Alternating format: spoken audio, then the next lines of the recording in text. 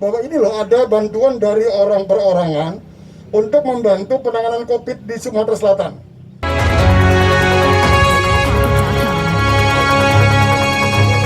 Sampai waktunya biliet giro ini belum bisa dicairkan. Kenapa? Karena ada teknis yang harus diselesaikan. Nah, kemudian pada hari ini ya Ibu Heriati kita undang ke Polda, ya kita undang ya, bukan kita tangkap ya rekan-rekan sekalian.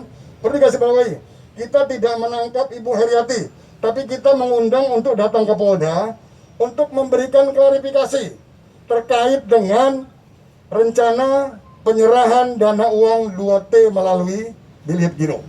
Ya, sampai saat ini masih dilakukan pemeriksaan oleh Pak Dirkrim ya terkait dengan rencana penyerahan bantuan sebanyak 2T tersebut, dan mudah-mudahan insya Allah dalam waktu dekat kalau memang tidak ada kendala bisa terselesaikan pemeriksaannya. Ya, saya rasa rekan-rekan sekalian yang perlu disampaikan pada sampai dengan saat ini masih dalam proses pemeriksaan. Biliet gironya melalui Bank Mandiri. Pak, katanya ditangkap di Bank Mandiri, Pak, tadi siang ya? Bukan. Jadi setelah yang bersangkutan akan ke Bank Mandiri, kita tunggu sampai dengan jam 2 siang. Tadi belum ada informasi.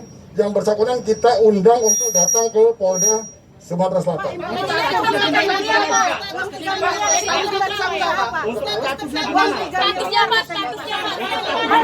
Statusnya sampai saat ini masih dalam proses pemeriksaan. Pak, tadi kata Pak Dirinten sudah jadi tersangka. Belum.